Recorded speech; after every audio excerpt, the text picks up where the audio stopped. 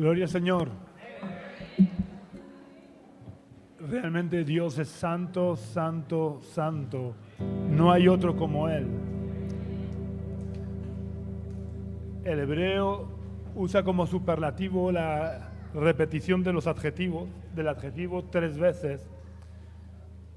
En castellano tenemos un superlativo relativo, que sería santísimo, pero cuando en hebreo repite 3 veces el adjetivo, está usando el superlativo absoluto, que sería el más santo. Cuando nosotros decimos santo, santo, santo, realmente en hebreo lo que están diciendo es el más santo. No hay otro como Él. Por más que el ser humano quiera esforzarse, no le llegamos ni a la suela de los zapatos. Vamos a orar al Señor. Señor, quiero darte las gracias una vez más por darme el enorme privilegio de poder compartir tu palabra, porque no soy digno, Señor, pero gracias porque la sangre del Cordero me hace digno. Gracias, Señor, por el privilegio de poder ser instrumento en tus manos, Señor. Yo te pido que tú prepares la tierra de nuestros corazones y que nos ayudes a entender tu palabra, pero sobre todo que nos ayudes a ser hacedores de tu palabra y no tan solo oidores, Señor. Padre, edifica tu reino en nuestros corazones. En el nombre de Jesús. Amén. En esta mañana quiero empezar leyendo las últimas palabras de Jesús recogidas en el Evangelio de Mateo, que en nuestras versiones, la Reina Valera, la titulan como la Gran Comisión, aunque no voy a hablar de la necesidad que tenemos como cristianos de transmitir el mensaje del Evangelio. Pero vamos a leer la Gran Comisión en Mateo 28, 19 al 20, que dice: por tanto, id y haced discípulos a todas las naciones, bautizándolos en el nombre del Padre, del Hijo y del Espíritu Santo, y enseñándoles que guarden todas las cosas que os he mandado, y yo estoy con vosotros todos los días hasta el fin del mundo. Ahora quiero que reflexionemos, porque he recalcado el título de este trozo que dice la Gran Comisión, porque quiero que pensemos, ¿realmente esto es una gran comisión? ¿Está bien titulado? Probablemente pensarás, sí, es una gran comisión tener que llevar el Evangelio a todos los lugares de la tierra. Esto es una comisión casi inalcanzable. De hecho, 21 siglos después, todavía quedan zonas de la tierra que no han sido alcanzadas con el mensaje del Evangelio. Es verdad que cada vez quedan menos, porque Jesús ya avisó que cuando el Evangelio llegara a todos los lugares de la tierra, entonces vendría el fin. Así que cuanto menos zonas de la tierra quedan sin alcanzar, quiere decir que estamos cada vez más cerca del fin. Pero lo que yo quiero que reflexionemos es que ¿es realmente esta comisión recibida por Jesús mayor que cualquier otra de las comisiones que Jesús nos dio? Sinceramente, yo personalmente creo que todas las comisiones que Jesús nos dio son igual de grandes o incluso superiores a esta comisión de predicar el Evangelio en todo el mundo, porque ¿no es mayor la comisión de Jesús cuando dijo que debíamos de amar a nuestros enemigos? Hoy en día en el mundo occidental en el que vivimos estamos relativamente tranquilos, yo diría que excesivamente relajados.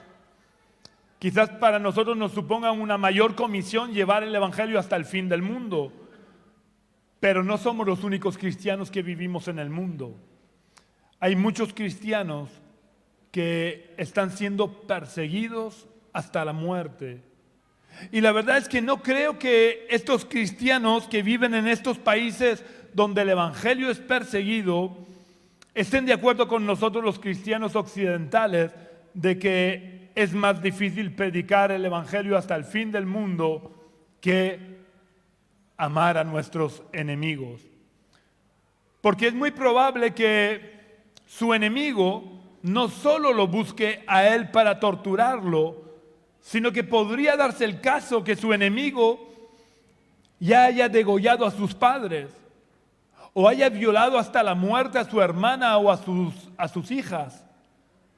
Así que quiero volver a hacer la pregunta: ¿realmente es más difícil amar a nuestros enemigos o predicar el Evangelio hasta el fin del mundo?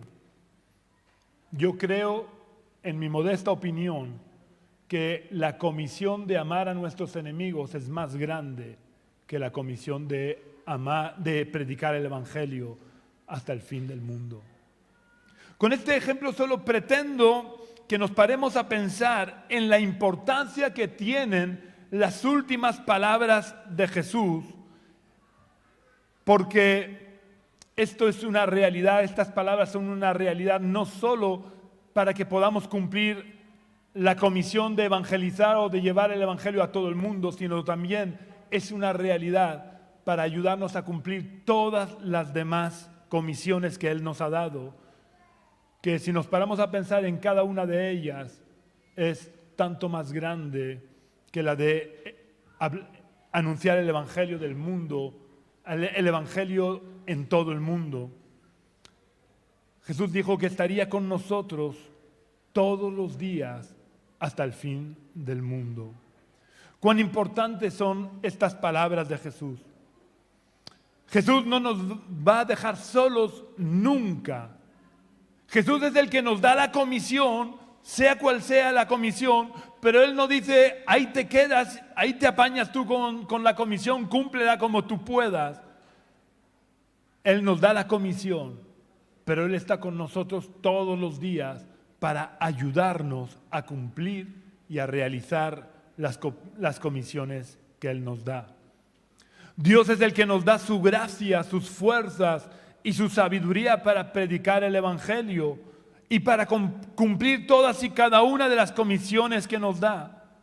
Dios nos da la comisión y a la vez es el que nos capacita para cumplir la comisión. Dios no busca superhombres o supermujeres capaces que puedan realizar la comisión que Él da. Dios solo busca personas dispuestas porque la capacidad nos la da Él. Dios es el que quiere que conquistemos la tierra prometida, pero es Él el que nos da la estrategia y el que pelea nuestras batallas. Pero hay algo que debemos de tener siempre claro, y es que a pesar de que Dios pelea por nosotros, que Dios pelea nuestras batallas, Dios quiere que vayamos al frente. Dios quiere que confiemos en Él, tomemos las armas, vayamos al frente y luego ya peleará Él. Pero mientras nosotros no demostremos nuestra confianza en Él, tomando las armas y yendo al frente, Él no pelea por nosotros. Esto lo vemos, por ejemplo, en la conquista de la tierra prometida. Como su nombre indica, era una tierra prometida. Dios le había prometido esa tierra a su pueblo, pero Dios no se la dio hasta que el ejército de Israel no tomó las armas y estuvo dispuesto a pelear. También tenemos el ejemplo de David y Goliat. Goliat llevaba días desafiando a las tropas de Israel, pero ningún israelita confió lo suficientemente en Dios como para aceptar el desafío de Goliat e ir al frente. ¿Os habéis parado a pensar alguna vez qué hubiera ocurrido si un soldado del ejército de Israel se hubiera presentado delante del rey y le hubiera dicho, yo voy a pelear contra Goliat porque confío en que Dios nos va a dar la victoria? La respuesta es muy sencilla. Es que este soldado hubiera vencido también a Goliat. Igual, exactamente igual que lo hizo David. Porque me gusta recalcar siempre que hablo del enfrentamiento entre David y Goliat, que lo que derribó a Goliat no fue la piedra que lanzó David, sino que fue Dios mismo el que derribó a Goliat. Supongo que todos estáis de acuerdo conmigo, pero por si alguien tiene alguna duda, quiero solamente que reflexionemos acerca de la imposibilidad humana de lanzar una piedra a la suficiente fuerza para atravesar un casco de bronce y clavarse en la frente. Pero aun suponiendo que eso fuera posible, que la onda hiciera que la piedra alcanzara la velocidad suficiente para atravesar un casco de bronce, el impacto hubiera sido tan brutalmente fuerte que hubiera tirado hacia atrás a Goliat. Sin embargo, la Biblia especifica, y cuando la Biblia especifica algo es por un motivo, pero la Biblia especifica que Goliat no cayó hacia atrás como hubiera sido lo normal al recibir el impacto en la frente. Goliat cayó hacia adelante sobre su rostro. Y esto queda claro en la palabra para que nosotros podamos tener claro que lo que derribó a Goliat no fue la piedra lanzada por David, sino que fue la mano de Dios que derribó al gigante. Pero ¿no podía Dios haber derribado a Goliat antes que David fuera al frente? Claro que podía haberlo hecho. Pero Dios necesitaba de alguien, por lo menos un hombre que confiara en él lo suficiente para ir al frente de batalla y presentar batalla al enemigo. Y cuando estamos dispuestos, cuando confiamos de verdad en Dios y estamos ya listos para la batalla, entonces Dios pelea nuestras batallas. Pero tenemos que ir al frente. Dios es el que quiere que en ciertas ocasiones atravesemos ríos, pero cuando confiamos en Él y metemos nuestros pies en el agua, entonces Dios viene a nuestro lado, mete también sus pies en el agua y nos acompaña en la travesía para que el agua no nos anegue. Dios es el que en muchas ocasiones permite que pasemos por el fuego, pero cuando confiamos en Él, Él no nos deja solo en medio de las llamas. Él entra con nosotros para pasearse con nosotros en medio de las llamas e impedir que la llama arda en nosotros, pero para permitir que el fuego queme todas nuestras ataduras. Tenemos un ejemplo muy claro de esto que estoy diciendo, que supongo que todos conocéis, pero que me gusta recordar de vez en cuando, porque para mí es uno de los casos más impactantes del Antiguo Testamento. Vamos a leer en el libro de Daniel, capítulo 3, versículos 16 al 18. Pero antes voy a poneros en situación. Nabucodonosor, el rey tiránico del imperio babilónico, había construido una estatua.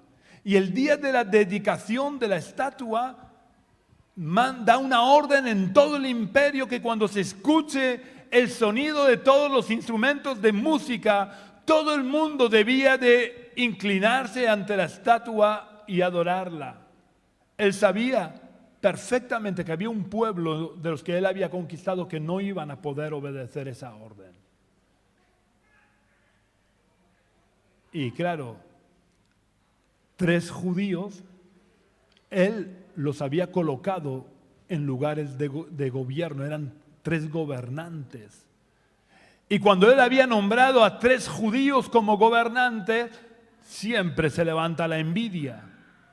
Y los envidiosos, cuando oyeron la orden, se rieron dentro de ellos y dijeron: mira, ya sabemos cómo quitárnoslos de en medio. Y fueron rápidamente al rey a chivarse. Oye, ¿tú sabes que estos 3 no están obedeciendo tu orden? El rey no se lo podía creer. ¿Quién en su sano juicio iba a atreverse a desafiar la orden del rey? Así que hizo llamar a los 3 judíos y les preguntó a la cara si estaban dispuestos a obedecer la orden que él había dado o no. Y les advirtió, y las advertencias de los reyes en aquella época había que tomarlas en serio. Les advirtió que si no estaban dispuestos a obedecer esa orden, serían echados en un horno de fuego. La respuesta de los 3 jóvenes me maravilla de verdad. Y es lo que quiero que leamos ahora en Daniel capítulo 3, versículos 16 al 18, donde dice: Sadrac, Mesac y Abednego respondieron al rey Nabucodonosor diciendo: no es necesario que te respondamos sobre este asunto. Nuestro Dios a quien servimos puede librarnos del horno de fuego ardiente, y de tus manos, rey, nos librará. Y si no, has de saber, oh rey, que no serviremos a tus dioses, ni tampoco adoraremos la estatua que has levantado. Daros cuenta del valor de estos tres jóvenes, de plantarse delante de un rey tiránico y decirle a su cara: no es necesario que te respondamos sobre este asunto. En esto me baso en que el rey sabía perfectamente que los judíos no iban a cumplir esa orden. Por eso estos tres jóvenes le dicen: demasiado sabes, que no hace falta que te respondamos, demasiado sabes nuestra respuesta. Pero había que tener valor, ¿eh?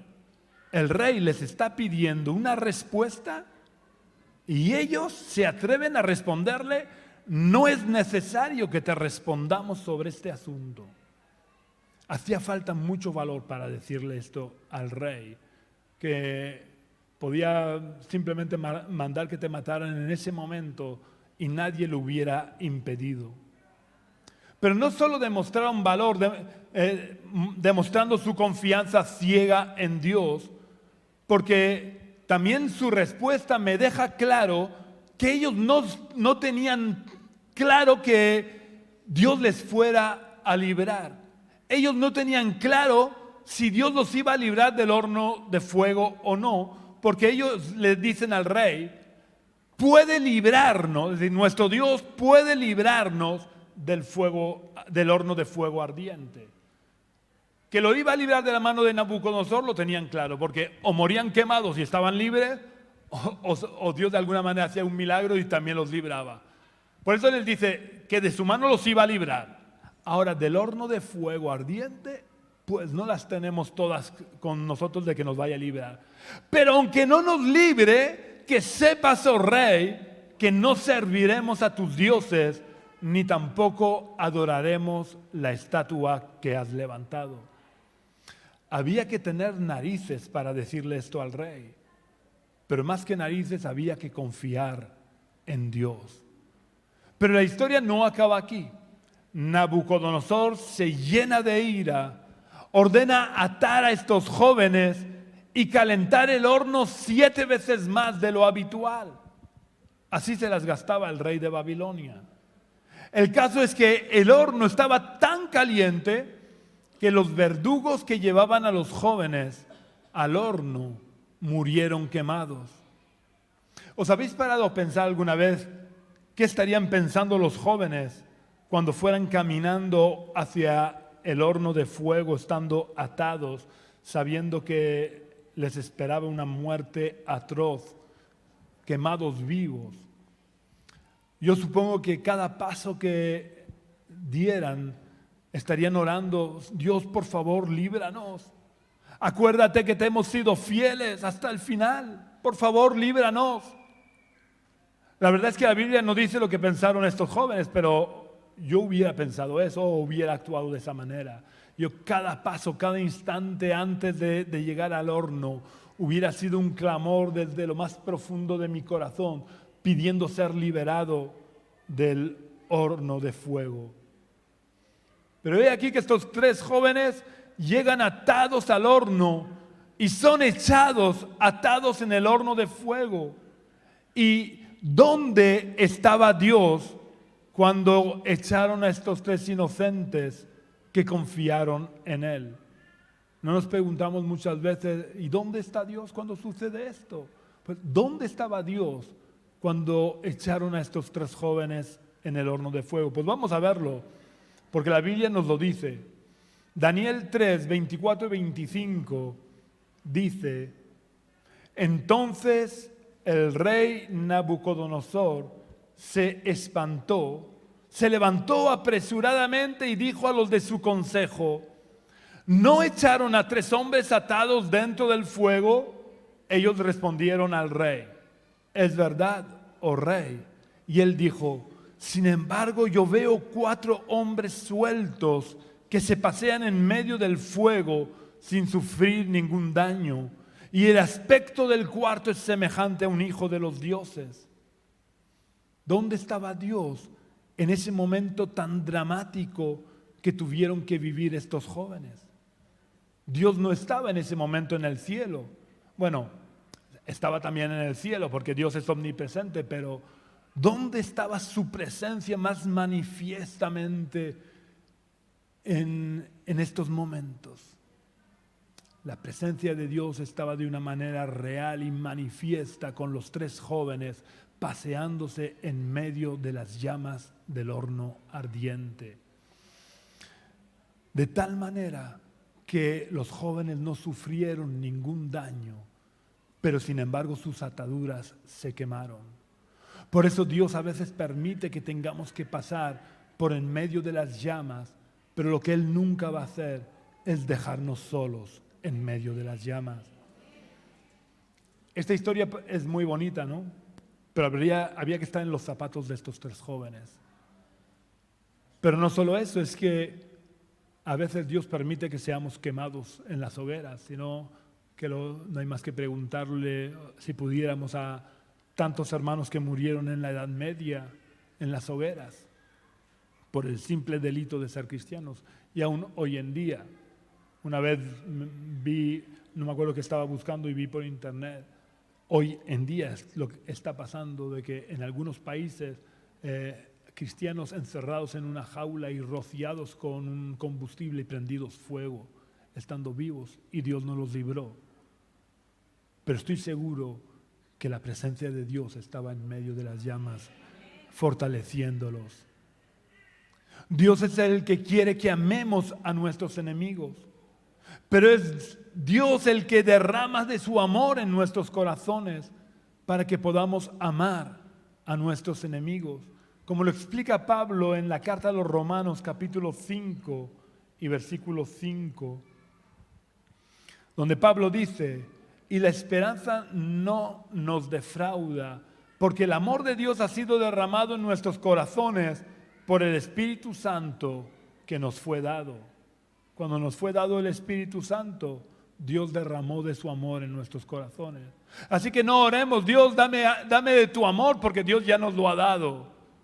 Tenemos que orar: Dios, ayúdame a manifestar el amor que tú ya me has dado. Ayúdame a demostrar o a mostrar a los demás el amor que tú has derramado en mi corazón. No, Dios ya lo ha hecho. Se trata de que nosotros manifestemos lo que Dios ha hecho en nuestra vida. Jesús, estando en la cruz, le pidió al Padre que no tuviera en cuenta el pecado de matarlo a aquellos que lo habían crucificado, dándonos ejemplo de que con el amor de Dios se puede amar a nuestros enemigos. Porque os recuerdo que Jesús vivió como un hombre.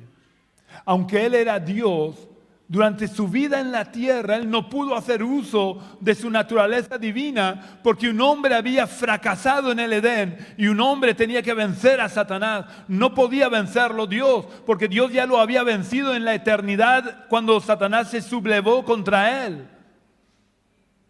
Por eso cuando Jesús está colgando de la cruz y dice: Padre, perdónalos porque no saben lo que hacen, no lo está diciendo por su naturaleza divina, que su naturaleza es amor, porque Dios es amor. Lo está diciendo como hombre por el amor de Dios que había sido derramado en su corazón cuando le fue dado el Espíritu en su bautismo. Dios siempre nos encomienda comisiones que son inalcanzables para nosotros o que son imposibles de realizar por nuestras fuerzas, por nosotros mismos, porque Él no quiere que las realicemos con nuestras fuerzas. Dios no quiere que usemos nuestras estrategias. Dios no quiere que usemos nuestra sabiduría. Dios nos da las comisiones, pero Él las realiza a través de nosotros. Cuando nosotros confiamos en Él, cuando nosotros ponemos nuestra vida a su disposición, cuando estamos dispuestos a convertirnos en marionetas en sus manos. Pero la marioneta no se puede rebelar contra el titiritero que la mueve. ¿Y cuántas veces nosotros nos rebelamos contra Dios? porque no estamos dispuestos a dejar que Dios haga lo que Él quiere hacer en nosotros y a través de nosotros. Para realizar todas y cada una de las comisiones que Dios nos manda a realizar, Dios quiere que recordemos que Él está con nosotros todos los días de nuestra vida para pelear nuestras batallas, para acompañarnos en medio del fuego, para guiarnos en nuestros desiertos, para sostenernos cuando tropezamos y para levantarnos cuando caemos. Yo creo que muchas veces no somos realmente conscientes de la importancia de estas últimas palabras de Jesús a sus discípulos, y nosotros somos discípulos de Jesús. Y por eso Jesús nos lo está diciendo hoy a cada uno de nosotros. Y yo estoy con vosotros todos los días hasta el fin del mundo. Y no está con nosotros como un simple espectador, como muchos cristianos lo tienen. Jesús está con nosotros como el protagonista de nuestra vida, porque si lo dejamos ser el protagonista de nuestra vida, Él nos ayudará a realizar todas las comisiones que Él nos mande. Esto que hemos visto hasta ahora es la parte bonita de que Jesús está con nosotros todos los días hasta el fin del mundo. Pero hay una parte que quizás pueda no parecernos tan bonita, de que Jesús esté todos los días con nosotros, porque eso supone una gran responsabilidad. Jesús está con nosotros en todo momento, en todo lugar, en toda circunstancia. Y por tanto, quiere decir que está con nosotros cuando tratamos mal a alguien. Está con nosotros cuando le hablamos mal a alguien. Está con nosotros cuando estamos viendo algo que no deberíamos ver. Está con nosotros cuando no reaccionamos como cristianos. Pero está también con nosotros para escuchar todo lo que escuchamos. Para que entendamos un poco a lo que me estoy refiriendo. Cuando digo que es una tremenda responsabilidad para nosotros el hecho de que Jesús está con nosotros todos los días, os voy a plantear una pregunta que casi todos los años les hago a mis alumnos. La pregunta es, ¿te comportarías y hablarías y tratarías igual a tus compañeros y a los profesores si Jesús estuviera físicamente en persona sentado aquí en medio de la clase? ¿Sabéis cuál es la respuesta que me han dado hasta ahora siempre? La respuesta es siempre que no se comportarían de la misma manera. Y si vuestra respuesta también es que no os comportaríais de la misma manera, es porque realmente no habéis entendido el mensaje del Evangelio. Porque lo que Dios pretende de nosotros no es que seamos cristianos entre las cuatro paredes del local donde nos reunimos, ni que seamos cristianos en las reuniones de cristianos, sea donde sea que tenga lugar. Lo que Dios quiere es que seamos cristianos en todo lugar, en todo tiempo, en toda circunstancia. Sinceramente creo que si fuéramos conscientes de la presencia de Jesús en nuestra vida, nos resultaría mucho más fácil comportarnos como cristianos. Pero muchas veces, como no lo vemos con nuestros ojos físicos, sabemos de manera teórica que Él está con nosotros todos los días. Sabemos que Dios está siempre con nosotros, pero como no lo vemos con nuestros ojos físicos, no lo sentimos tan real. ¿Sabéis? De hecho, a veces, por ejemplo, ha pasado, y esto creo que a todos los que llevamos tiempo en el Evangelio nos ha podido pasar, el que tú vas caminando por la calle y ves a lo lejos a un hermano que está fumando, y cuando llega o esconde así el cigarrillo o lo tira con disimulo. Vamos a ver, que ¿quién te va a juzgar? ¿Te voy a juzgar yo? ¿Te va a juzgar el pastor o te va a juzgar Dios? ¿Está Dios cuando estás fumando o solo está Dios cuando viene el pastor o el hermano? También me acuerdo un pastor de Málaga que contaba que había un cristiano que estaba gritándole a su esposa por teléfono le estaba gritando a la esposa y de pronto llaman a la puerta y con el teléfono en la mano entra, abre la puerta y ve que es el pastor y dice: bueno, cariñito, ya hablamos luego más tarde. Vamos a ver que Dios estaba ahí aunque no estuviera el pastor. Y si al pastor le podía molestar escucharte gritar, imagínate a Dios. Tenemos que ser realmente conscientes que Dios está con nosotros todos los días, para bien y también cuando hacemos las cosas mal. Por eso, cuanto más conscientes seamos de su presencia, será mucho mejor para nosotros. Jesús también dijo en Mateo 18:20, porque donde están 2 o 3 congregados en mi nombre, allí estoy yo en medio de ellos. Pero quiero aclarar que si Jesús está en medio de nuestras reuniones, no es porque Él venga a la reunión como uno más a encontrarse con nosotros. Si Jesús está congregado en medio de nosotros, es porque cada uno de nosotros que hemos venido a la reunión, hemos traído la presencia de Jesús en nuestras vidas. Por eso Jesús está en medio de nosotros. Si no, no haría falta que Él lo especificara. Jesús está en todo lugar, ahora que ya ha superado la dimensión de lo natural, de lo físico, de lo humano. Él puede estar en todo lugar. Cuando Él lo especifica es porque cada uno de nosotros tenemos que traer la presencia de Jesús cuando nos congregamos. Y solamente quiero terminar recordando las palabras de Jesús. Y he aquí, yo estoy con vosotros todos los días hasta el fin del mundo. Que Dios nos bendiga.